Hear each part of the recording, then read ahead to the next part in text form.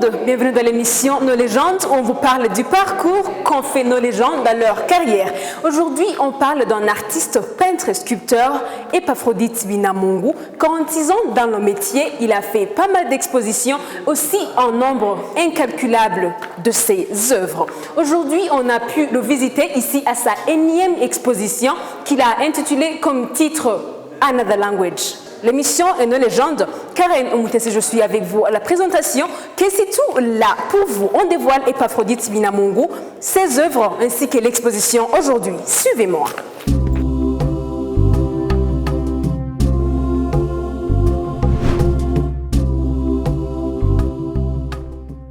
Epaphrodites Binamungu est né le 8 octobre 1954 dans la ville de Butare, dans le sud du Rwanda. Enfant, il quitte le Rwanda et vivra en exil en RDC, Zaïre, jusqu'en 1994. En 2002, il inaugure la première galerie d'art à Kigali, Inganzo Art Gallery. Dans la plupart de ses peintures, il met souvent un point rouge dessus. Ce point rappelle la période dramatique que les Rwandais ont connue pendant le génocide parce que, d'après lui, nous devons nous rappeler chaque fois dans notre histoire que cela a été le cas. Cela nous donne une leçon de vie, cela nous donne une leçon pour l'humanité. C'est pour cela que je tire ce point, a déclaré Binamungu. Epa Binamungu aime travailler avec un petit palette de couleurs et un mélange de traits larges et petits pour créer différentes textures. Ses peintures représentent souvent des scènes de la vie quotidienne et de rassemblements locaux entre réalisme et art. Sa nouvelle exposition intitulée Le voyage avec le soleil représente une série de peintures reflétant différentes atmosphères du soleil. Il y a 45 œuvres au total pour marquer ses 45 ans d'existence. Binamungu, également sculpteur, est le fondateur du Centre des Arts Inganzo Art Kigali, qui espère qu'il deviendra une plaque tournante régionale pour les artistes et un espace pour célébrer la culture et le patrimoine. L'artiste a présenté de nombreuses expositions en Afrique, en Europe, aux États-Unis et en Chine. Plusieurs de ses œuvres font partie des collections publiques du Rwanda. Epa Binamungu laissera un héritage et il a gardé un homme de famille et a gardé la flamme et a maintenu l'industrie de l'art au Rwanda. Comme je vous le disais, chers téléspectateurs, on est maintenant à l'exposition qui a été intitulée Another Language. Elle a été organisée par Epa Binamungu, dont je suis avec aujourd'hui. Bonjour Epa. Bonjour. Bienvenue dans l'émission Nos légendes sur KC2. Merci. Aujourd'hui, on est ici à l'exposition qui est intitulée Another Language. Pourriez-vous nous dire quel est le message derrière ce titre? Another Language, c'est le titre de mon exposition qui veut dire une autre langue. L'art, c'est une autre formulation de communication. L'art, c'est une autre forme de message. L'art aussi, c'est une autre lecture. C'est aussi, en quelques mots, un autre langage. Cet autre langage, nous le recevons après les autres langages de parler que nous avons souvent l'habitude d'avoir, d'entendre, d'utiliser pour le dialogue. L'art nous parle. L'art nous signifie ce qui est dans l'âme de l'artiste. L'art signifie pour nous, qui vous regardons l'art, hormis moi en tant qu'artiste, nous devons avoir l'écoute de l'art et porter un regard visuel sur l'art qui doit nous parler. C'est pourquoi je me suis dit, autant signifier et rappeler que l'art aussi, c'est un autre langage, c'est une autre langue. Nous devons l'écouter, nous devons prêter oreille en utilisant nos regards, nos yeux pour bien l'écouter. Parlons un peu de votre parcours. Vous avez découvert votre talent à l'âge de 8 ans. Comment avez-vous pu faire pour découvrir ce talent à cet âge? C'était bien facile parce que je ne savais pas écrire. Au lieu d'écrire, je pouvais facilement dessiner. C'est là que j'ai découvert par les gens qui m'encourageaient que je peux devenir artiste. Parce que les écritures, écrire une lettre, pas une autre lettre, symbolique, de petits symboles, pouvaient signifier quelque chose. Je me suis dit, autant continuer dans cette voie et je me suis créé cette brèche dans l'art et je suis devenu artiste comme ça parce que j'ai découvert que l'art aussi pouvait être une expression à côté des écritures. C'est devenu comme ça et puis heureusement que je l'ai découvert au bas âge quand j'avais 8 ans juste 8 ans, l'âge de l'écriture, l'âge d'apprentissage de l'écriture. J'apprenais beaucoup plus à dessiner que d'écrire. Mon papa me disait écris I-N-K-A, Inha. Au lieu d'écrire I-N-K, je pouvais facilement dessiner une vache avec des cornes, avec ses 4 pattes. Pour moi, c'était bien facile. Même le chinois pouvait aussi lire que c'était une vache. Oui, sûr. Aujourd'hui, les parents ne croient pas que l'art ou bien quelque chose d'autre en rapport avec l'art ne peut pas être une bonne carrière pour leurs enfants. À votre époque, c'était facile de convaincre tes parents qu'il faut que tu fasses de l'art au lieu de faire les études normales? Ce n'était pas facile. Il fallait que je le prouve. Le prouver, c'était difficile parce que j'étais encore très jeune. Mais il fallait aussi que, au fur et à mesure que le temps passait, que les parents devaient comprendre que l'art pouvait aussi être un métier. Et petit à petit, parce que aussi moi-même, de mon côté, je persévérais, je pouvais facilement leur persuader que devenir artiste, ça peut aussi former un homme, ça pouvait aussi bien être au centre d'une vie. Rappelez-vous quand vous avez fait votre première exposition. C'était où? C'était quand? C'était comment lorsque vous essayez de le comparer à celle-ci d'aujourd'hui? J'ai commencé ma première exposition en 1973. C'était une exposition, je me rappelle très bien, qui était intitulée L'Exode. L'Exode, c'est l'exode biblique. Le parcours que Moïse a fait avec tout ça et des choses. Là, je n'entre pas dans les détails. Pour moi, c'était une première découverte de comment je peux illustrer une histoire et que les gens pouvaient bien comprendre que l'histoire, c'est un parcours des événements. Et mes événements, c'était des dessins. Je me rappelle que c'était à cette époque, je dessinais, je faisais des peintures à la gouache. C'était pour moi une première découverte d'une matière.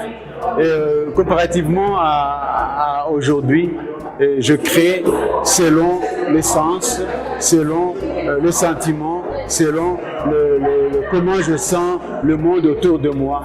Je ne me réfère pas à une certaine histoire que je dois étudier et puis reprendre le dessin ou bien reprendre la peinture.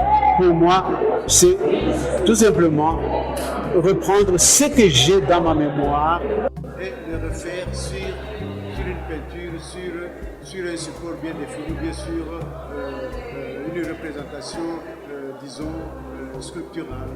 Donc c'est tout à fait différent de cette époque en plus. Plus on grandit, plus les idées mûrissent et puis plus aussi la situation d'appréhension, de compréhension du monde diffère de quand on est encore très jeune. Je m'imagine qu'est-ce que signifie le point rouge qu'on trouve toujours dans vos peintures. Le point rouge qui se trouve souvent dans mes peintures, c'est un rappel. C'est une sorte de stigmate qui est ancré dans le peuple rwandais du sang qui a été versé lors de génocide perpétré contre les Tutsis. Cela, je le rappelle chaque fois dans mes peintures. J'ai introduit un point rouge quelque part, un point que les gens peuvent facilement voir et se poser la question. Ce questionnement, pour moi, c'est une interpellation de rappeler que le Rwanda a vécu une période. Voilà, c'est ce que signifie en grand le point rouge qui, pour moi, est très significatif. Étant toujours sur la signification des couleurs, pourriez-vous nous dire, il est vrai que dans tout ce qui concerne l'art, tout est significatif. Alors, pourriez-vous nous dire que symbolisent les couleurs que vous utilisez souvent dans vos peintures? Ça dépend. Les couleurs dépendent d'un artiste à l'autre. Il y a des artistes qui utilisent les couleurs chaudes, les couleurs froides ou les couleurs carrément très pastel qui sont tièdes. Au fond, les couleurs ont une signification quand l'artiste veut donner un sens à son tableau. Il veut chauffer son tableau, il mettra les couleurs chaudes, le rouge, le jaune, ainsi de suite. Ça, ce sont les normes que les artistes connaissent automatiquement. Et puis quand il veut être tiède, calme, très froid, utilise les verts, les bleus, ce genre de couleurs. Et quand il veut être un peu tranquille, sans plutôt trop pastel, il va vers le gris, vers les couleurs un peu pâles, qui ne chauffent pas, qui ne se refroidissent pas. Ce sont des choses qui entrent dans le sens, dans l'essence et le sens de l'artiste. Donc cela dépend des artistes, d'un artiste à l'autre. Les couleurs, c'est parfois le tempérament aussi de l'artiste. Et aussi, quand il vise d'interpeller les spectateurs à X ou Y situation, il utilise telle ou telle autre couleur. Oui, les couleurs ont une signification. J'ai déjà vu que parmi vos œuvres, si on le voit juste comme ça, on peut dire ça c'est pour EPA. Qu'est-ce que vous faites pour garder votre identité? Qu'est-ce que vous faites pour garder la manière dont vos œuvres sont uniques? C'est ça l'originalité de l'artiste. L'artiste doit se créer un style, il doit se créer une technique, il doit être original. C'est-à-dire, il doit être lui-même. Sans même s'il n'y a même pas de signature, qu'on sache que ça c'est quel artiste. C'est ça. C'est comme une écriture. C'est comme quand on marche. C'est comme quand on parle. C'est comme quand on écrit. L'écriture dépend d'une personne à l'autre. L'art aussi, la touche doit être particulière à l'artiste. C'est ça l'originalité de l'artiste. Le voyage avec le soleil était un voyage de 45 œuvres qui marque tes 45 ans de profession. Quel était le message derrière ce titre ou bien ce voyage? Ce message, c'était un message d'accompagnement. Le soleil qui m'a accompagné pendant 45 ans. Le soleil qui m'a éclairé pendant mon parcours artistique. Le soleil qui éclaire pour tout le monde, mais pour moi, le soleil éclaire d'une manière particulière parce qu'il m'inspire. Pour moi, j'ai choisi ce symbole parce que il nous accompagne, il nous éclaire. Sans soleil, le monde n'est que obscur. C'est pourquoi j'ai choisi ça. Et le message que j'ai voulu donner, c'est que on doit savoir d'où on vient, où on est et où on doit aller. Le soleil nous accompagne. J'ai l'impression que parfois, les gens ne sont pas beaucoup intéressés sur les trucs de l'art. Je crois que c'est parce que des fois, on trouve qu'ils n'arrivent pas à comprendre le contenu du dessin. Que faites-vous pour maintenir votre audience?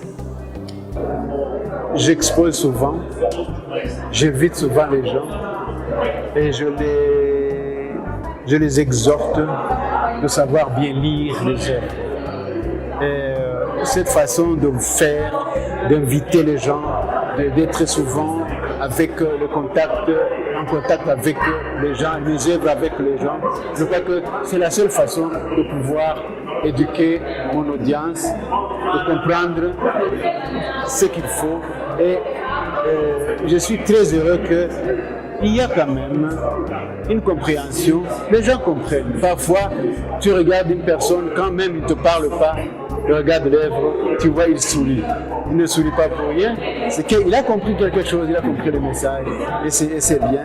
Même s'il ne te pose pas de questions, son attitude elle-même, on voit bien que la personne est gaie et sourit. Et puis il hoche la tête, c'est qu'il a compris. J'ai entendu dire qu'à votre endroit de travail, c'est un milieu où l'Inganzo Art Gallery, c'est un milieu où d'autres artistes peuvent venir aussi travailler. Pourquoi cette envie de partager? Pourquoi ne voulez-vous pas que votre talent soit seul ou bien pourquoi vous ne voulez pas travailler seul? Mais c'est impossible de travailler seul, il faut partager parce que l'art n'est pas pour soi-même, l'art est pour les autres.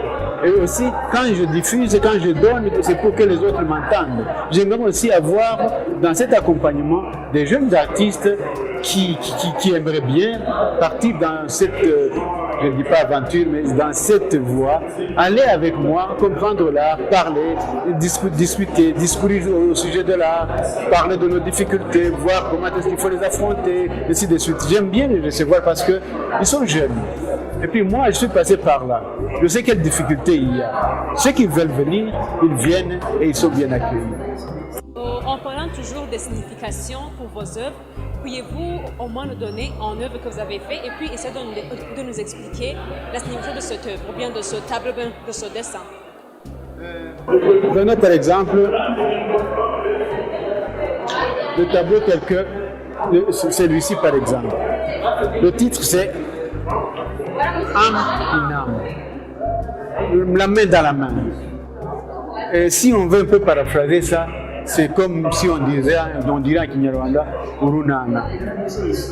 Tu ne peux pas, tout à l'heure, tu me disais qu'il ne faut pas travailler seul. Aussi, il ne faut pas marcher seul. Le chemin à plusieurs, il paraît toujours moins long. Si vous êtes plusieurs, vous partagez, vous parlez, et puis le temps de finir le parcours devient très court. C'est le sens de ce tableau. Partir ensemble, aller ensemble, vivre ensemble, la main dans la main, et aussi avoir le même objectif. Partir, vivre ensemble, aller, ainsi de suite. Mais dans tout cela, il y a toujours l'espoir. L'espoir de vivre, l'espoir d'avenir. Et je mets toujours ce point-là, toujours pour signifier qu'il y a toujours un bel avenir. Vous faites aussi pendant combien de temps? Ça dépend. 3 jours, 4 jours, une semaine, ça dépend de quand je sens que le tableau est fini. Ça peut être fini dans 3 jours, dans 4 jours. Il peut aussi être réalisé dans moins d'une journée. Tout est possible. On parle toujours de l'art.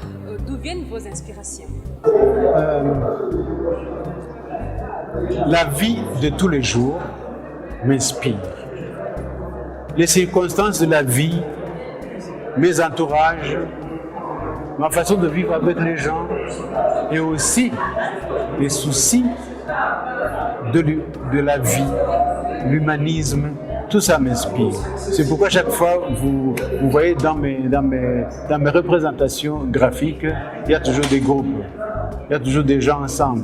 Il y a déjà toujours des personnages que je mets ensemble et j'établis des dialogues. Je constitue entre les peuples, entre les gens, une façon de vivre ensemble.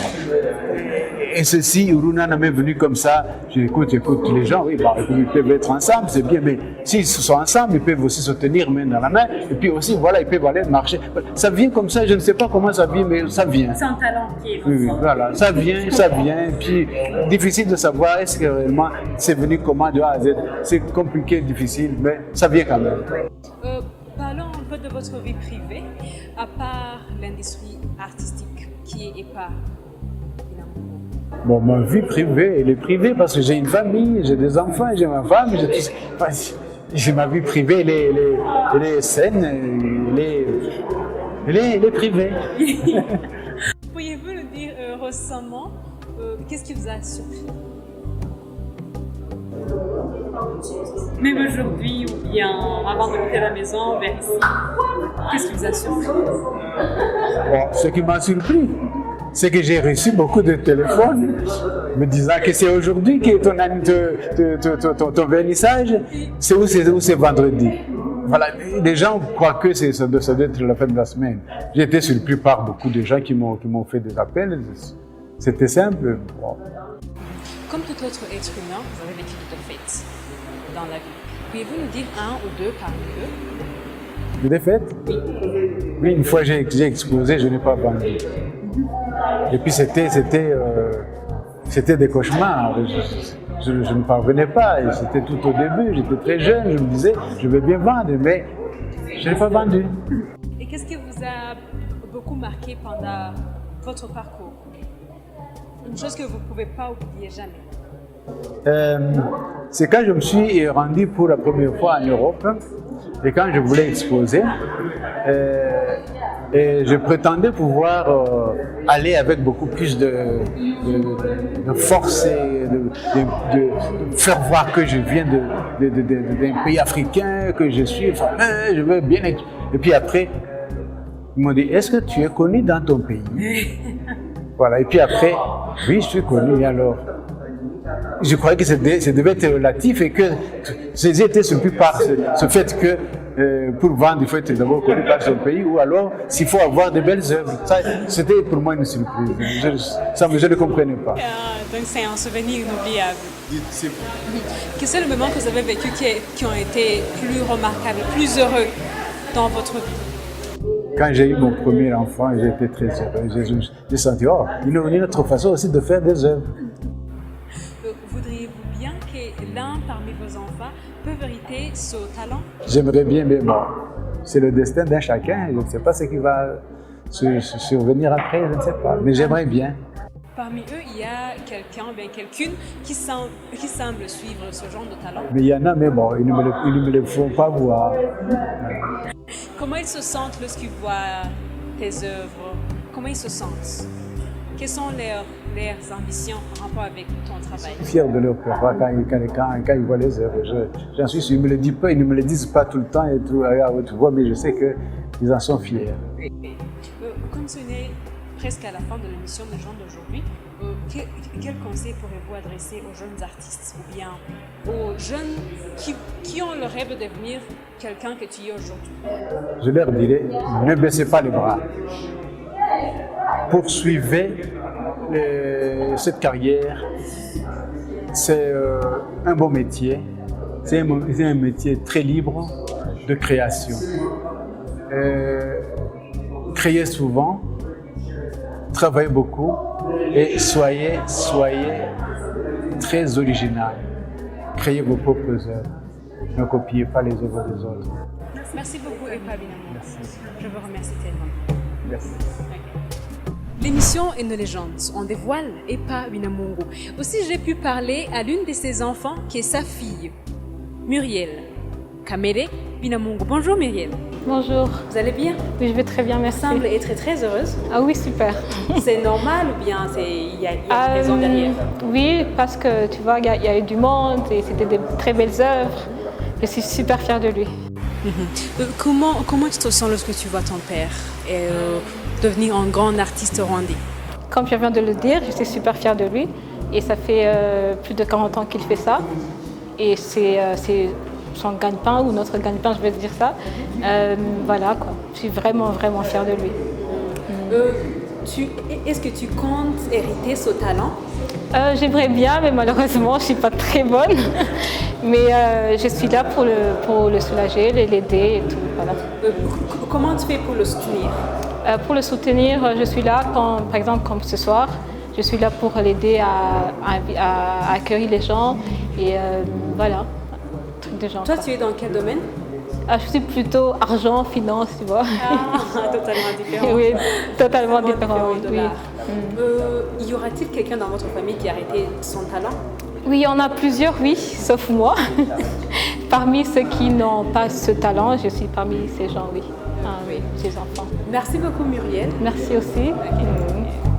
On est maintenant à la fin de l'émission Nos légendes d'aujourd'hui, mais je vous rappelle qu'on découvrait Epa Binamongo, un artiste peintre sculpteur qui a 56 ans de profession, mais rappelez-vous qu'il a débuté sa carrière à l'âge de 8 ans. C'est là qu'il a découvert qu'il avait la passion d'être un artiste. Merci beaucoup de nous avoir suivis, je vous remercie toutes, en espérant que je vais vous retrouver pour la prochaine édition. L'émission est Nos légendes. Karen Moutessi, j'étais avec vous à la présentation. Je vous rappelle que c'est tout là pour vous. Je vous retrouve à la prochaine fois, à la prochaine occasion. Au revoir.